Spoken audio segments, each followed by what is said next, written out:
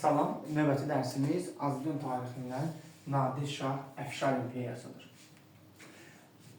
Nadirin fəaliyyəti iki yerə bölünür. Belə ki, Nadirin fəaliyyətinin bir qismi xan dövrü adlanır. Nadir xan kimi 1726-cı ildən 1736-cı ilə qədər, yəni Nadir xan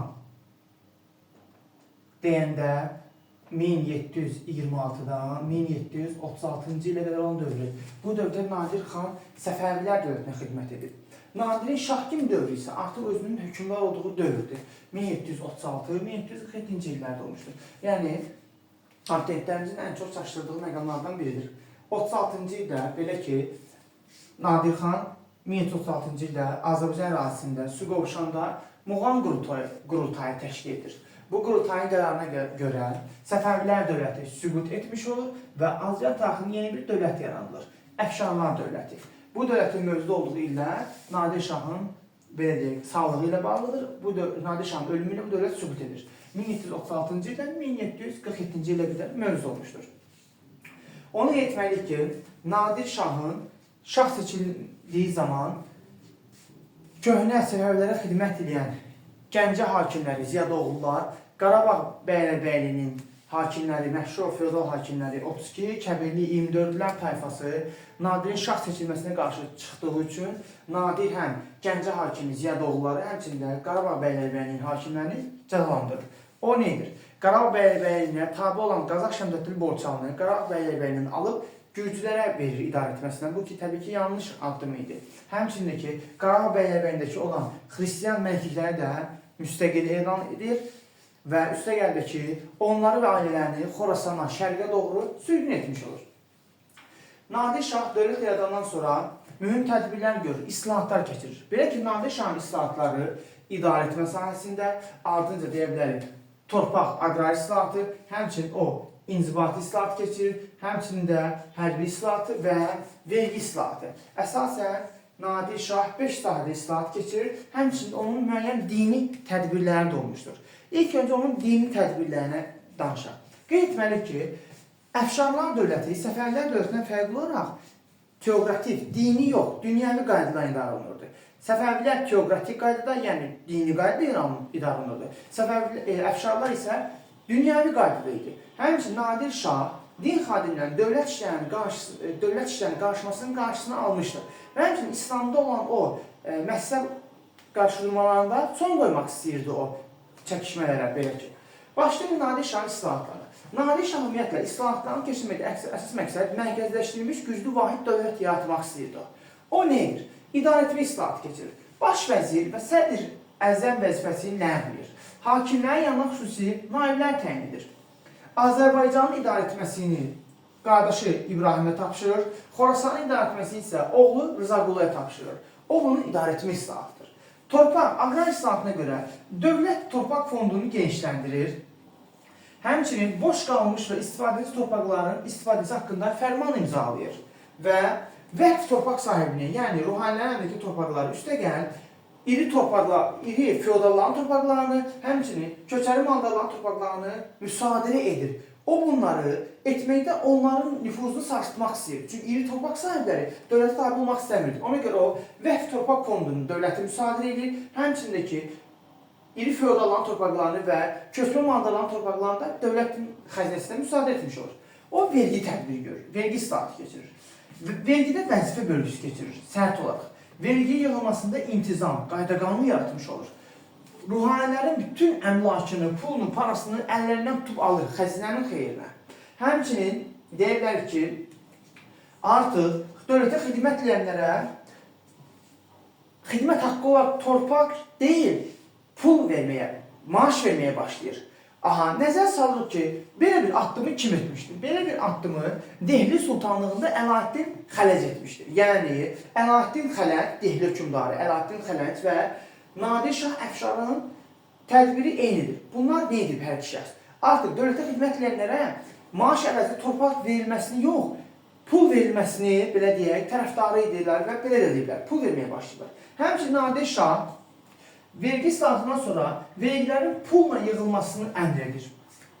Belə bir oxşar addım bəs kim etmişdir? Bu, Moğol hökmdarı Əkbər Şah etmişdir.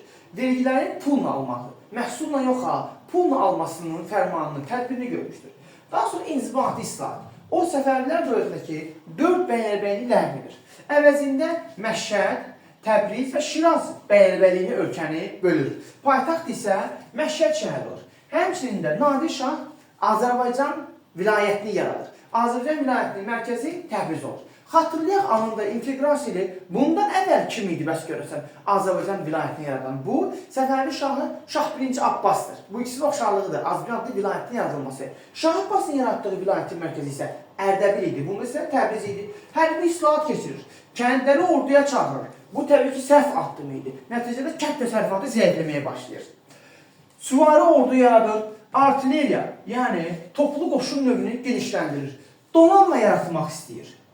Yəni dəniz qüvvələri alınmır. Səbəblərdən biri isə, ən böyük isə Osmanlılara qarşı müharibəyə başı qarşılıq üçün bu alınmır. Donanma yaratmaq üçün cəhdlər edir. Xəzər dənizində gəmiçilik zavodunu tikdirmək istəyir. Həmçinin də Hollandiya ilə, Rusiya ilə, İngiltərə ilə əlaqələr saxlayır Avropa ilə. Daha sonra davam edirik. Nadir Şah 1737-1741-ci illərdə onun Mərkəzi Asiya və Hindistan yürüşü olur. Belə ki, o illər ərzində Mərkəzi Asiyada xanlıqları olan Buxara və Xivəzə yürüş edir, onları özündən tabi edir. Həmçinin 1739-cu ildə onun Hindistanı yürüşü başlayır. Neçənci ildə? Qeyd edirik, 1739-cu ildə. Bu zaman nəzərə salırıq. Görürsən, Hindistanda hansı dövlət var idi? Bu zaman Hindistanda Moğol dövləti idi. Nadir Şah 1739-cu ildə Moğolları Karnal döyüşündə məğlub edir. Nə döyüşü? Karnal. Döyüşün adıdır. 1739-da Hindistandakı dövlət Moğollar məğlub olur və o şimal-qərbi Hindistanı daxil olur, o əraziləri tutmuş olur.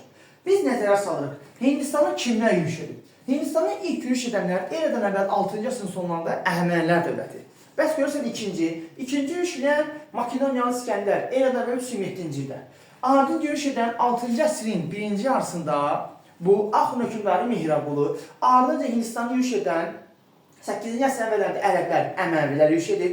Həmçinin deyə bilərik ki, ardınca 11-ci əsrin birinci yarısında Hindistanı yürüş edib Sultan Mahmud Qəznəvi, ardınca yürüş edib 13-cü əsr boyunca Hindistana Monqollar, həmçinin 1398-ci ildə Hindistanı yürüş edib Əmir Teymur, 1739-cu ildə isə Hindistanı yürüş edən kim olur? Nadir Şah Əfşar. Yəni bu adamların oxşarlığıdır dövlətlərində həmçinin. Əhəmənilər, Makedoniyalı İskəndər, Axun hökmdarı Mihraqulu, ərəblər, Sultan Mahmud Qəznəvi, Monqollar, Əmir Teymur və Nadir Şah. Nadir Şaha qarşı böyük üsyanlar olur. Nadir Şaha qarşı ilk üsyan onun xan olduğu dövrdə 1734-cü ildə olur. Astanada və Carda olur, 1734-də. Ardınca isə Nadirə qarşı olan bütün üsyanlar onun şah olduğu dövrdə, yəni dövlət rəhbəri olduğu dövrdə olur. Təkcə bu iki üsyan, Astares və Car üsyanı 1734-də və ardınca Car üsyanı onun xan dövrünə, yəni Səfəvilərin komandanı olduğu dövrə təsadüf edir. Ona qarşı ilk üsyanlardan biri şahlıq dövründə Şirvan üsyanı olur. Şirvan üsyanı səbəblərindən biri isə ən böyüyü Nadir Şahın, belə deyək, vergiləri pulla əvəz etməsi olur. Ən böyük üsyan isə ona qarşı 1738-1741-ci ildə olur. Niyə görə? Çünki Nadir Şah bu zaman Mərkəzi Asiya Hindistanı yürüş etmişdir və üsyançılar onun ölkədə olmadığından istifadə etmişlər. Bu Carbalakən üsyanı düz Cardan Dağıstana qədər, Dərbəndə qədər bütün üsyanı əhatə edirdi. Bütün bu Şirvan ərazisi üsyançıların nəzarətində idi. Dağıstan əhalisi də Carbalakən üsyanına yardım edirdi. Üsyanı yatırmaq üçün birinci Nadir Şahın qardaşı İbrahim gedir, lakin o üsyançılar döyüşdə öldürülür. Bu üsyanın sonunda Nadir Şah Mərkəzi Asiya və Hindistandan dönəndən sonra 41-ci ildə özü çətinliklə yatıra bilir. Lakin üsyan davası ümumən bitmiş olmur. Növbəti üsyan 1743-cü ildə olur. Ümumiyyətlə 1743-də 3 üsyan olur. 1743-cü ilin yazında əvvəllərində birinci San Mirzə üsyanı olur. Bu San Mirzələr kimdir? Bunlar iddia edirlər ki, Səfəvilər soyundandılar, Şah Hüseynin övladları idilər. Ona görə əhali Nadir Şah zülmündən bezdiyi üçün bir növ Səfəvləri bərpa etmək istəyirlər. Birinci San Mirzə üsyanı olur, 1743-cü yazında. Harada? Şirvanda, burada. Onun müttəfiqi Qazıqulmuxlu Surxay xan idi. İki dost Ağsunu, Yeni Şamaxını tuturlar. Nadir Şahın qoyduğu vergiləri ləğv edirlər. Və beləcə nə olur? O əhalinin rəğbətini qazanır. Lakin birinci San Mirzə üsyanını yatırmağa Nadir nə olur? Nəsrullah Mirzə gedir. Şamaxı yaxınlığında döyüş olur, Şamaxı döyüşü. Nəsrullah Mirzə qalib gəlir. Birinci Samnizi üsyanı nə olur? Yatırılmış olur. İkinci Samnizi üsyanı 1743-də olur. 1743-cü ildə. İkinci Samnizi üsyanı da Şirvanda, burada olur. Onun müttəfiqi Surxayın oğlu olur. Qazqonxu Surxayın oğlu. Bunlar da Ağsunu ilə tutmuş olurlar. Burada iki döyüş olur. Bir döyüşün adı Şabran və Dərbənd arasında, ikinci döyüşün adı isə Ağsu döyüşü olur. Şabran və Dərbənd arasındakı olan döyüşdə üsyançılar ikinci Samnizə qalib gəlir. Ağsu döyüşündə isə ikinci Samnizə məğlub olur. Üsyançılar məğlub olur. İkinci Samnizə Gürcüstana qaçır. Gürcülər isə ikinci Samnizə bütün Nadir Şaha təhvil vermiş olurlar. 1743-cü ildə sonuncu üsyan isə olur Şəki üsyanı. Şəki üsyanı necə olur? Hacı Çələbi üsyanı başlatır. Belə ki, o Şəkiyə Nadir Şahın vəkil təyin etdiyi Məlik Nəcəflə mübarizəyə başlayır. Məlik Nəcəfi öldürür və Nadir Şaha qarşı üsyan edir. 1743-də. Beləcə Azərbaycanın yeni bir dövr başlayır. O Şəkini xanlıq, özünü isə müstəqil xan elan edir. Beləcə 1743-də Şəki xanlığının əsası qoyulur. Və üsyan edərək Şəkillər Hacı Çəlebinin başçılığı ilə özlərini xanlıq elan edəndən sonra Şəkidəki gələrsən, göyərsən qalasına sığınırlar. Nadir Şah 1744-də və 45-də bu qalaya yürüşlər edir. Nəhayət, ərzaq çatışmamazlığı ucbatından 1746-da Şəkillər, daha doğrusu Hacı Çələbi Nadir Şaha boyun əyir. Lakin Nadir Şah onu öldürmür, çünki ölkədə vəziyyət çox mürəkkəb idi. Nadir Şaha qarşı sonuncu üsyan isə 1747-də 3-cü Samnizi üsyanı olur. 3-cü Samnirzə. Yenə də bu, birinci və ikinci kimi iddia edirdi ki, Səfəvilərin soyundandır. Lakin 3-cü Samnirzə fərqli olaraq Şirvanda yox, cənubda başlayır bu üsyan. Və həmçinin də 3-cü Samnirzə 1743-cü ildə yox, 47-də olub. Bir və 2 43-də olub, hər ikisi Şirvanda olub, hər ikisi Ağsunu tutublar. Belə deyək, oxşarlıq. Üçüncüsü isə 1747-də. 3-cü Samnirzə o birinci Ərdəbildə üsyan edir. Ardınca üsyanlardan sonra gəlir Təbrizə, Təbriz şəhərinə. Təbrizdə nə edir o? Onun tədbirləri. Təbrizi tutandan sonra adına pul kəsdirir və digər Azərbaycan hakimlərinə öz hakimiyyətini tanıması üçün fərmanlar göndərir. Lakin bunun heç kəs hakimiyyətini tanımır. Az sonra isə 3-cü Samnirzə üsyanı 1747-də Əmiraslan xan, Nadir Şahın qohumu tərəfindən nə olur? Yatırılmış olur. Ümumiyyətlə, bu üsyanlar davamlı olur, tez-tez olur, Nadir Şaha qarşı olan üsyanlar xüsusiyyətləri. Eyni zamanda çoxlu yerlərdə başlamışdır. Lakin üsyanlar uğur əldə edə bilmirlər. Çünki dağınıqlıq var idi və ona görə də üsyanların dağınıq olması onların taleyini həll etmişdir. Amma 1747-ci ildə ortalarında Nadir Şah öldürülür sülh nəticəsində və bununla da Azərbaycanda feodal dağınıqlıq dövrü.